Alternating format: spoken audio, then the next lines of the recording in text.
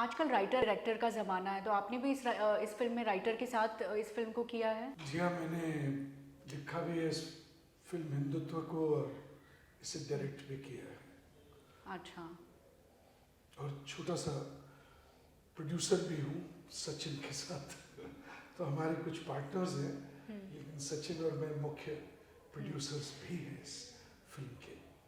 अच्छा, तो आपने कैसे इस फ़िल्म को लिखने का आइडिया कहाँ से आया आपके पास? कैसे आपने सोचा कि ये फ़िल्म लिखी जा सकती है? जोश में लिख दी ये फिल्म, क्योंकि मुझे ऐसा लग रहा था कि अपने ही देश में रहकर हिंदू जो है शर्म महसूस करता है ये कहने में कि मैं हिंदू हूँ, वो गर्व से कह नहीं पा रहा है। अब इसकी वजह मैंने ढूंढनी चाहिए, तो ये मुझे वजह महसूस हुई कि जैसे ही वो कहता है मैं हिंदू हूँ, तो वो कहते हैं क्यों, तुम सेकुलर नहीं हो, तुम फंडामेंटलिस्ट हो, रेडिकल हो। तो इस बात पे मुझे काफ़ी गुस्सा था। और आजकल जो हालात हैं, हम देख रहे हैं कि हिंदुओं के देवी देवताओं का मजाक उड़ाया जा रहा है।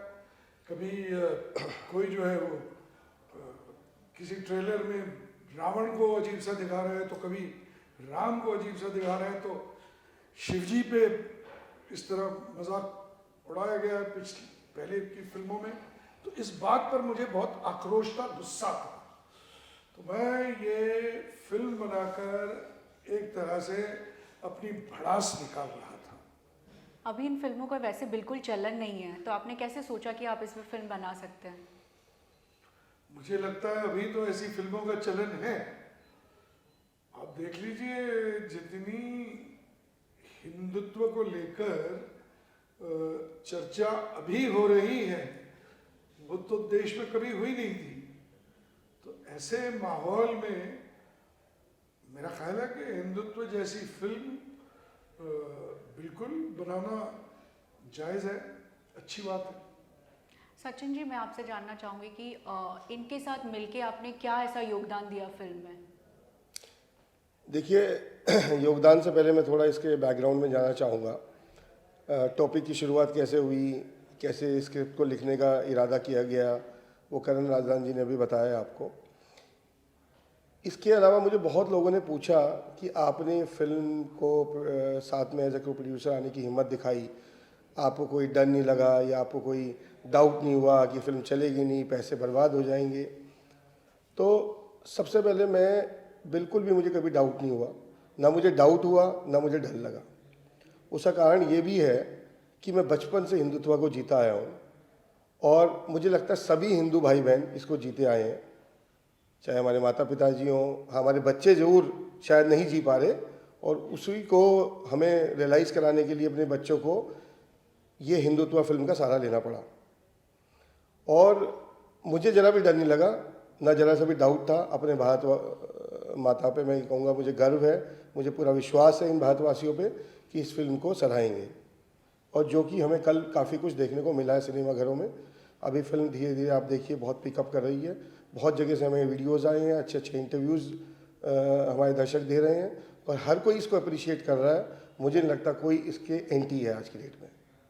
आपने इस फिल्म के बजट के बारे में कुछ सोचा था? जी, बजट ये कोविड के दिनों में पूरी शूट की गई थी और बजट को लेके हर किसी की कट ऑफ तो होता ही है। वो कट ऑफ लगा के हमने एक बैकवर्ड वर्किंग की थी। करण राजदान जी ने बहुत उसकी रिसोर्स ऑप्टिमाइजेशन की है हर लेवल पे, और बहुत सारी कॉस्ट हम नहीं भी लगा के चलते जो अपनी कॉस्ट होती हैं। अब करण जी की अपनी कॉस्ट है, बट वो तो हम फिल्म में काउंट नहीं करते, बिकॉज हम ही खुद ही उसको डायरेक्ट कर रहे हैं करण जी, और उसको प्रोड्यूस भी कर रहे हैं। तो बजट हमने सोचा था, बट वो जस्टिफाइड था I think for the first chapter. मैं जानना चाहूँगी कि आपको लगा नहीं कि ये टॉपिक कंट्रोवर्शियल हो जाएगा? कंट्रोवर्शियल अगर होता है तो उसमें कोई बुराई नहीं है।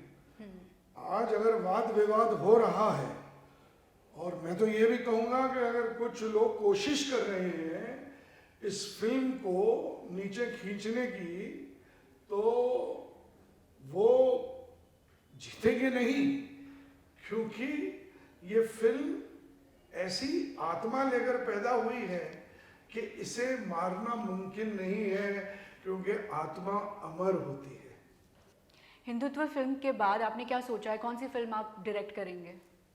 हिंदुत्व 2 पार्ट 2 दूसरा अध्याय। जिस तरह ये पहला अध्याय है, इसका नाम रखा गया है मैं हिंदू हूँ, दूसरा अध्याय उसका नाम रखा गया है हिंदू जाग उठा। और इसमें जो हमारे भरत शास्त्री हैं वो एक अलग रूप में धारण करके वो पर्दे पर आएंगे, और फिर उसके बाद जो होगा वो सनसनी फेज ड्रामा होगा। क्योंकि भरत शास्त्री एक ऐसे चरित्र हैं, एक ऐसे कैरेक्टर हैं जो कि हिंदुत्व की आत्मा है, और जो भी हिंदुत्व पार्ट 1 में चैप्टर 1 में हुआ है उससे बिल्कुल उलट आपको देखने को चैप्टर 2 में मिलेगा, जब हिंदू जाग उठा ये टाइटल आएगा। आप हिंदू को कैसे जगाना चाहते हैं? क्या ऐसा हिंदू करे जो आपको लगेगा कि हिंदू जाग उठा है? हिंदू देखिए बहुत ही सहनशीलता दिखा चुका है, और ये उसके जो हिंदुत्व की है वो पूरी संस्कारों की उसकी गरिमा है, उसका चलन हमेशा शांति प्रिय रहा है। लेकिन मेरा ख्याल है कि घड़ा अब भर रहा है। अगर लोगों को लगेगा कि वो अब भी सहनशील रहे तो फिर उनको भी अपने दायरों में रहना होगा, वरना हिंदू तो जाग उठा है, वो अब अपनी हदें पार कर सकता है। मैं जानना चाहूँगी आपसे कि आपके पहले दिन का कलेक्शन क्या रहा है? कलेक्शन से पहले मैं आपके सवाल को, एक सवाल आपने पूछा है पहले, उसका जवाब एक बार अच्छे तरीके से देना चाहूँगा। देखिए, जब फिल्में बनाई जाती हैं तो स्टोरी, किरदार, ये सब चीज़ें उसमें रचाई बसाई जाती हैं। उसके अलावा 3 टेंस में वो चलती है, पास्ट टेंस, प्रेजेंट टेंस और फ्यूचर, है ना। पास्ट में हम बोलते हैं जबकि हम किसी हिस्ट्री पे आधारित फिल्म को बनाते हैं, प्रेजेंट में हमारे पास जो घटित हो रहा है आज की डेट में उसके ऊपर बनाते हैं, और फ्यूचर मतलब हम फ्यूचर को फोरसी करते हैं, उसका आइडिया लगाते हैं कि ये होगा। ये जो फिल्म है इसको आप तीनों पार्ट लेके चलिए। पास्ट में दिखाया गया है कि आज से 20 साल पहले, 10 साल पहले देश में जब खलबली मची हुई थी, जब ये सब हो रहा था, लव जिहाद, 370 के ऊपर कोई टच करने को तैयार नहीं था उसको हटाने के लिए। सो वो सब भी इस फिल्म में दिखाया गया है।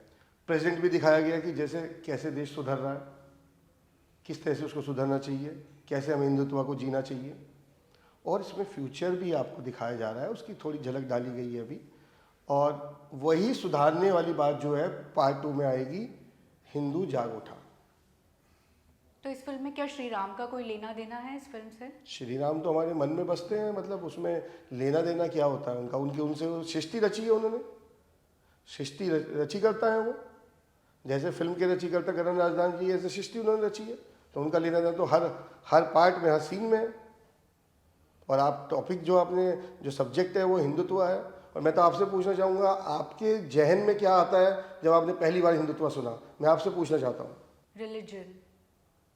रिलीजन, ओके, बट रिलीजन तो हिंदू हुआ, तो हिंदुत्व क्या हुआ? यही क्वेश्चन का आंसर आपको मिलेगा जब आप इस मूवी को देखने जाएंगे। ये बहुत बड़ा एजुकेशन है, ये बहुत बड़ी शिक्षा देता है, ये वेलकम सिखाता है, ये दिखाता है देश कैसा था, कैसा है और कैसा होना चाहिए। यही सब आंसर्स आपको इस फिल्म में मिलेंगे। इसीलिए मैं बहुत रिक्वेस्ट करूँगा हाथ जोड़ के सभी भाइयों से, सभी बहनों से, सभी दोस्तों से, सभी देशवासियों से, इस फिल्म को प्लीज़ देखिए और आप समझिए कि हिंदुत्व कैसे होना चाहिए, क्या उसकी परिभाषा है। उसको कुछ लोगों ने बिगाड़ दिया है, गुट बताते हैं हिंदुत्व को, उसको एक नीची सोच बताते हैं। उस सोच को अपनी ठीक करिए इस हिंदुत्व के जरिए, इस फिल्म के जरिए, जो एक आईना है समाज के लिए। क्या आप हिंदुत्व 2 भी प्रोड्यूस करेंगे? जी मैं तो 2 क्यों, मैं तो 3, 4, 5, करण जी जब तक मेरे साथ हैं हम तो भाग ही भाग लेके आएंगे इसके। और जब तक पूरी तरह से हिंदुत्व जागरूक नहीं हो जाता या हिंदू जागरूक नहीं हो जाता, तब तक मेरे ख्याल से इसके अनगिनत भागों की जरूरत है। आपने इस फिल्म में नए कलाकारों को लेना ही क्यों चुना? देखिए, वो कलाकार नए तो नहीं है, बड़े पर्दे के लिए नए कह सकते हो आप इनको। छोटे पर्दे पे उन्होंने तमाम इस तरह के बहुत सारे किरदार निभाए हैं, देवों को देव महादेव में वो सोनालिका जी पार्वती बनी है, अंकित ने भी बहुत सारा काम किया हुआ है, तो किरदार बहुत मजबूत है। बड़े पर्दे पर तो हिंदुत्व का टॉपिक जब पहली बार आया तो किरदार भी पहली बार आएंगे। हिंदुत्व पहला अध्याय में हिंदू हो, ये राष्ट्रवाद की गाथा है, और जो दूसरा अध्याय होगा हिंदू जाग उठा, वो पूर्ण राष्ट्रवाद की गाथा होगी। बस राष्ट्रवाद होना चाहिए, कोई इज्म नहीं, सिर्फ नेशनलिज्म। यही हिंदुत्व का सार है। और हम बता देना चाहते हैं सियासत गर्दों को जो सियासत कर रहे हैं इस फिल्म में, प्लीज़ सियासत ना करें, अपने काम पे ध्यान दें, अपने टीम पर ध्यान दें, अपने बिजनेस पे ध्यान दें, इस पे सियासत ना करें। इस फिल्म को जो है जोड़ने वाली फिल्म की तरह देखें, तोड़ने वाली फिल्म की तरह ना देखें, ना भड़काएं दूसरों को। इसमें कोई भी ऐसी भड़काने वाली चीज़ हमने नहीं कही है, नहीं बताई है। जो हुआ है उसको बताया गया है और जो होना चाहिए उसको दर्शाया गया है। जय हिंद, धन्यवाद, जय श्री राम, जय हनुमान।